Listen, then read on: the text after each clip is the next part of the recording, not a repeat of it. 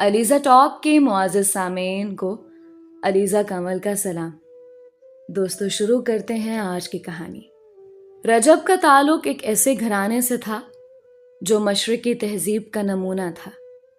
جب اس نے ہوش سنبھالا تو خود کو ایک ایسے گھر میں پایا جہاں باپ کی شفقت تو تھی لیکن ماں کی ممتا نہ تھی، کیونکہ ماں سوتیلی تھی، تبھی وہ دبا دبا سا رہتا تھا۔ دن گزرتے رہے، اللہ تعالیٰ نے اس کو ایک چھوٹی سی بہن عطا کر دی۔ وہ بہت خوش ہو گیا، لیکن جلد ہی اس کی یہ خوشی خاک میں مل گئی، کیونکہ سوتیلی ماں اس کو چھوٹی بہن کے قریب نہیں آنے دیتی تھی۔ اسکول سے آتے ہی گھر کے کاموں میں لگا دیتی، اسے دادا دادی کے گھر جانے کا بھی وقت نہ ملتا تھا، اور جب جاتا تو اداس واپس آتا کہ وہ بھی اس کے ساتھ دوسرے بچوں کے جیسا پیار نہیں کرتے تھے، اور اس بات کو وہ بے حد محسوس کرتا تھا۔ اور بھی کوئی رشتہ دار ایسا نہیں تھا جہاں سے اسے پیار ملتا۔ وقت گزرتا چلا گیا، گھر میں 2 اور بہن بھائیوں کا اضافہ ہو گیا۔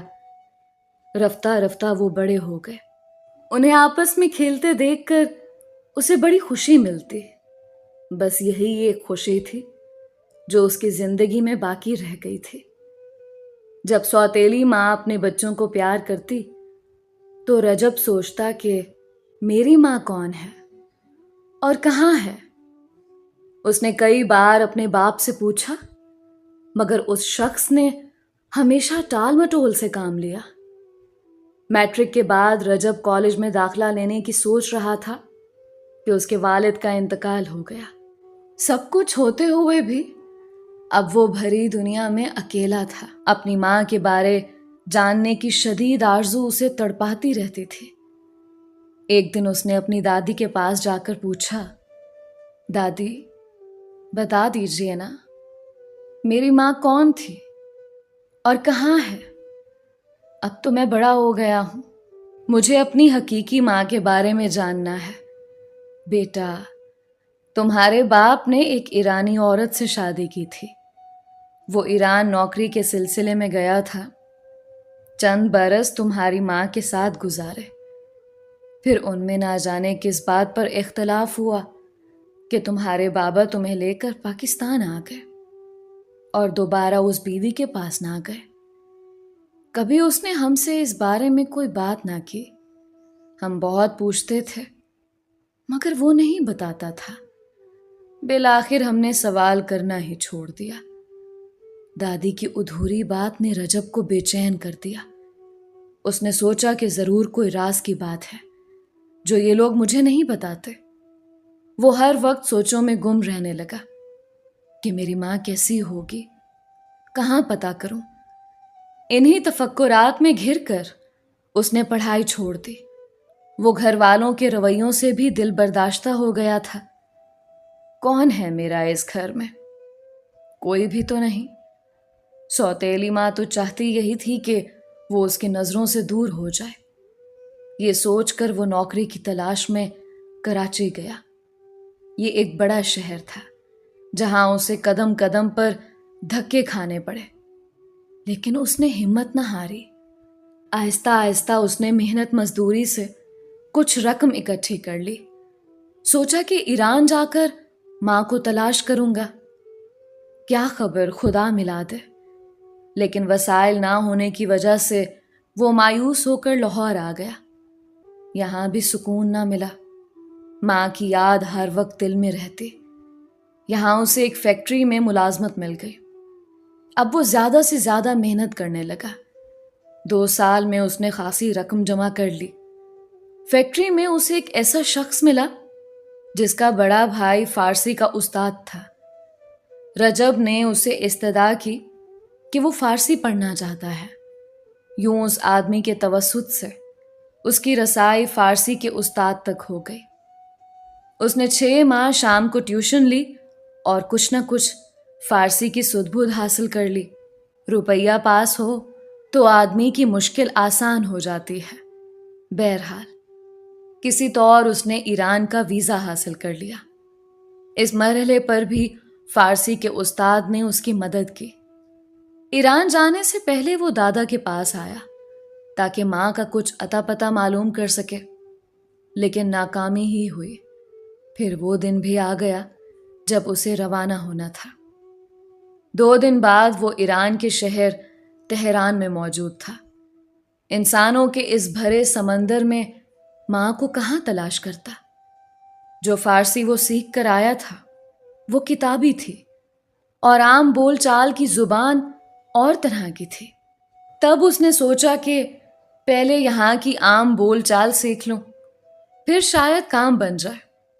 یہاں موجود چند پاکستانیوں نے اس کی کافی مدد کی اور ایک فیکٹری میں اچھی نوکری دلوا دی۔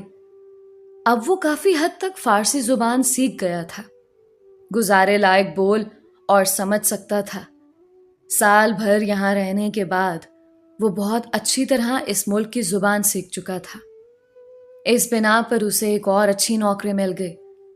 تنخواہ بھی زیادہ تھی، لیکن رہائش نہ ملی۔ اب اس کو اپنے لیے رہائش تلاش کرنا تھی۔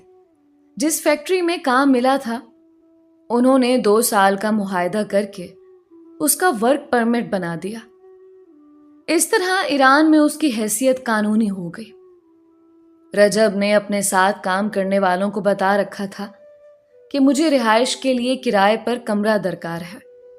ایک واقف کار نے بتایا کہ الگ مکان تو نہیں ملے گا، البتہ میری جاننے والی ایک خاتون سے بات ہوئی ہے، وہ اپنے گھر کے اوپر بنا ہوا ایک کمرہ کرائے پر دینے کی خواہش مند ہے۔ گراؤنڈ فلور پر وہ خود رہتی ہیں۔ رجب اس شخص کے ساتھ وہ رہائش دیکھنے چلا گیا۔ مالکہ نے پہلا سوال یہی کیا کہ تمہارا کس ملک سے تعلق ہے؟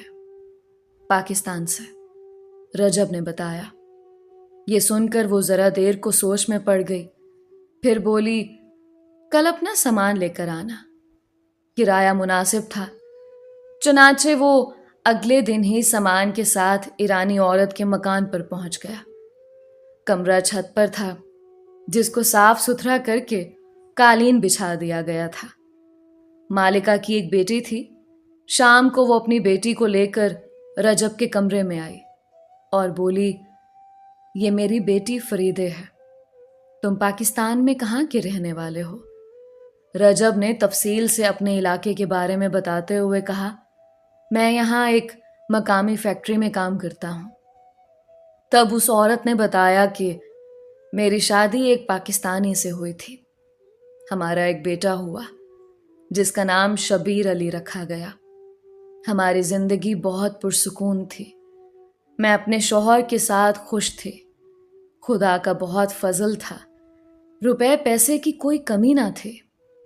ان دنوں میرا بیٹا 3 برس کا تھا جب میرا شوہر اس کو دادا دادی سے ملانے پاکستان لے گئے، لیکن پھر واپس نہ آئے کیونکہ ان کے والدین نہیں چاہتے تھے کہ وہ یہاں میرے پاس رہیں۔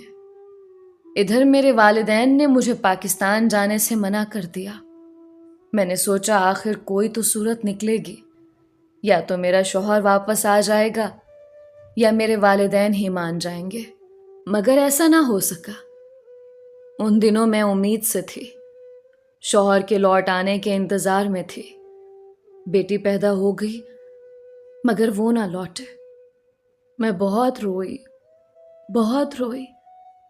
کیونکہ کوئی شخص طلاق نامہ میرے والدین کے گھر دے گیا تھا۔ مجھے شوہر کا پتہ معلوم نہ تھا کہ وہ پاکستان میں ہیں یا کسی اور ملک چلے گئے ہیں۔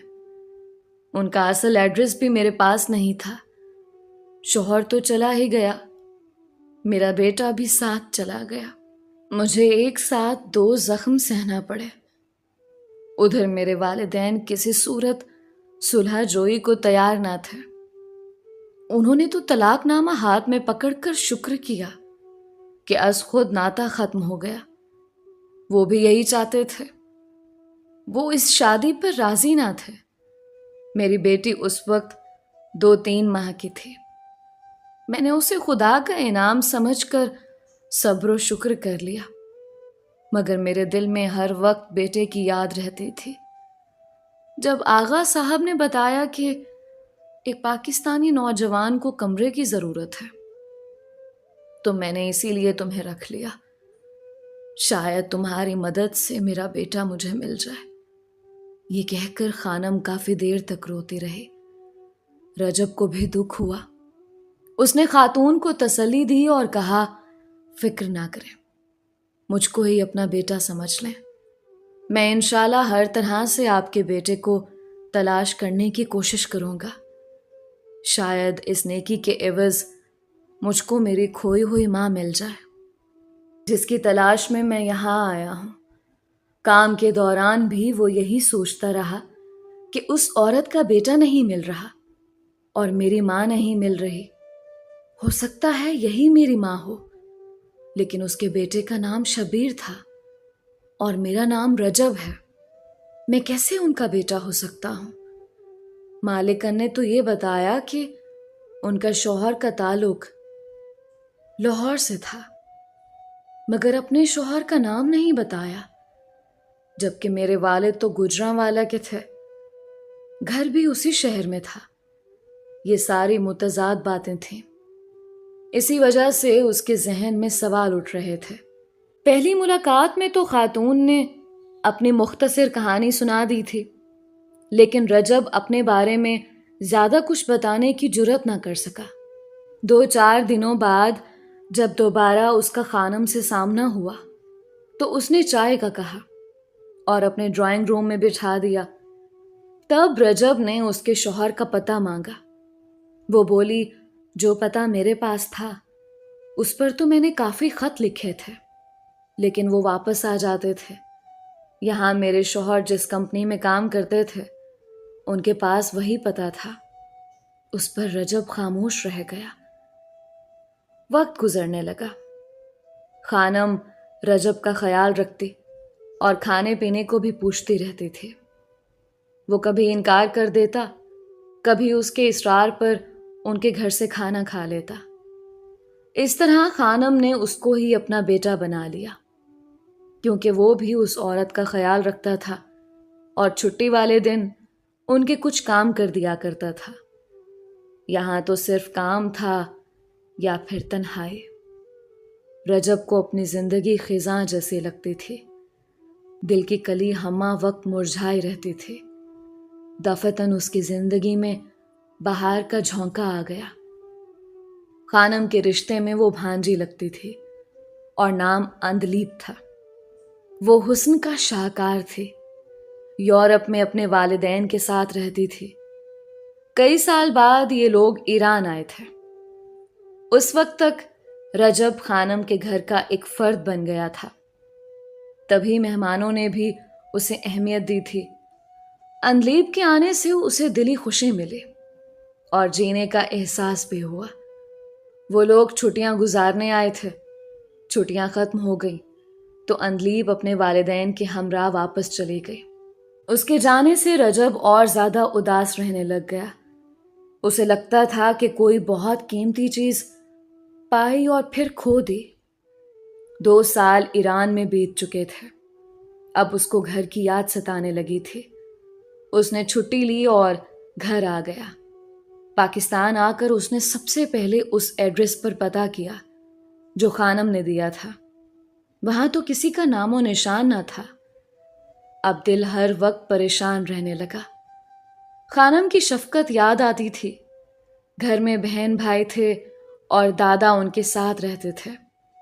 रजब कभी कभार दादा को कुछ रकम भिजवा देता था ताकि वो उसके सौतेले बहन भाइयों को उसकी तरफ से कुछ ना कुछ लेकर दे दें। एक दिन बातों बातों में उसने दादा से इल्तिजा की कि अगर आपको मेरी ईरानी माँ का पता मालूम है तो खुदा के वास्ते मुझे बता दें। उनको पोते की हालत पर रहम आ गया। कहा, हाँ पता है मेरे पास, गरचे तुम्हारे वालिद ने मना किया था कि तुमको ना बताया जाए, कहीं तुम हम लोगों को छोड़ कर ना चले जाओ। लेकिन अब जबकि तुम रहते ही वहीं हो तो मैं तुमको पता बता देता हूं। वो रजब को अपने कमरे में ले गए और एक पुराने संदूक का ताला खोलकर कुछ कागजात निकाले। रजब के दिल की धड़कन तेज हो गई। وہ بے چینی سے ہاتھ ملنے لگا۔ دادا نے چند فوٹو اس کے سامنے رکھ دیا۔ فوٹو دیکھ کر اس کی آنکھوں تلے اندھیرا سا چھا گیا، کیونکہ یہ فوٹو اس نے خانم کے پاس دیکھے تھے۔ تو کیا خانم میری سگی ماں ہے اور فریدے میری سگی بہن؟ تبھی میں ان لوگوں میں رہ کر اپنے آپ کو غیر نہ سمجھتا تھا۔ اس رات خوشی سے وہ سو نہ سکا اور اپنے رب کے حضور سجدہ ریز ہوا۔ دوسرے روز اس نے ایران فون کیا۔ پتہ چلا کہ ماں سخت بیمار ہے اور ہسپتال میں داخل ہے۔ وہ بے چین ہو گیا اور دادا سے تصویریں لے کر تہران روانہ ہو گیا۔ سفر کٹ ہی نہ رہا تھا۔ جب وہ ایئرپورٹ پر اترا تو اسے یوں محسوس ہوا جیسے سارا شہر باہیں کھولے اس کا منتظر ہو۔ وہ جلدی سے گھر پہنچا۔ فریدے موجود تھی۔ وہ رونے لگی۔ رجب نے اس کے سر پر ہاتھ رکھ کر کہا، میری بہن رو مت، میں آ گیا ہوں۔ دونوں اسی وقت ہسپتال پہنچ گئے۔ ماں کی حالت بہت خراب تھی۔ وہ آہستہ آہستہ ان کا سر سہلاتا رہا، ساتھ ہی اس کی آنکھوں سے آنسو بہہ رہے تھے۔ جب خانم کو ہوش آیا تو رجب کو دیکھ کر اس کی آنکھوں میں چمک آ گئی۔ اس نے پہلا سوال کیا، کیا میرا بیٹا مل گیا ہے؟ ہاں ماں، تمہارا بیٹا مل گیا ہے۔ اچھا، جب تم پاکستان جا رہے تھے تب پتہ نہیں کیوں میرا دل گواہی دیتا تھا کہ میرا بیٹا مل جائے گا۔ بیٹے کے مل جانے کی خوشخبری سن کر خانم کی طبیعت سنبھل گئی۔ تب رجب نے وہ تصویر میں جو دادا سے لے کر آیا تھا اسے دے دی اور کہنے لگا، یہ میرے بچپن کی تصویریں ہیں، آپ نے مجھ کو گود میں اٹھا رکھا ہے، دادا جان نے یہ سنبھال کر رکھی ہوئی تھی۔ میں آپ کا بیٹا ہوں اور میرے بابا جان کا انتقال ہو چکا ہے۔ دادا کے پاس میری سوتیلی ماں اور میرے بہن بھائی رہتے ہیں۔ غرض اس نے تمام ماجرا کہہ سنایا۔ اس خوشی میں خانم نے بہت بڑی دعوت رکھی۔ انہی دنوں اندلیب ایران آئی ہوئی تھی۔ خانم نے بہن سے بات چیت کر کے رجب سے اس کی منگنی کر دی۔ اب رجب کی زندگی پرسکون ہو گئی تھی۔ اندلیب نے اسے حیات کی ہر خوشی دی۔ اس نے فیکٹری کی ملازمت چھوڑ کر اپنا بزنس کیا، جس کے لیے خانم نے اسے رقم فراہم کی تھی۔ 2 سال بعد ان کے ہاں بیٹا ہوا۔ انہی دنوں ایران کے حالات خراب ہو گئے تو اندلیب رجب اور اپنے بیٹے کے ساتھ جرمنی چلی گئی، جہاں اس کے والدین رہتے تھے، جبکہ خانم اور فریدے ایران میں رہ گئے۔ یوں یہ فیملی 3 ملکوں میں بٹ گئی، پاکستان، ایران اور جرمنی۔ میں سوچتی ہوں کہ کبھی انسان کی لگن اتنی سچی ہوتی ہے کہ اللہ تعالیٰ ان کے دلوں سے درد جدائی کو از خود دور کر دیتا ہے، اور جو بات ناممکن لگتی ہے وہ ممکن ہو جاتی ہے۔ دوستو، یہ تھی رجب کی کہانی، جو کہ اپنی ماں سے ایک بچھڑا ہوا بچہ تھا۔ امید کرتی ہوں کہ آپ کو بہت پسند آئی ہوگی۔ ملتے ہیں ایک نئی کہانی کے ساتھ۔ اپنا اور اپنوں کا بہت خیال رکھیں۔ علیزہ کمل کو اجازت دیجیے۔ اللہ ہمارا حامی و ناصر رہے۔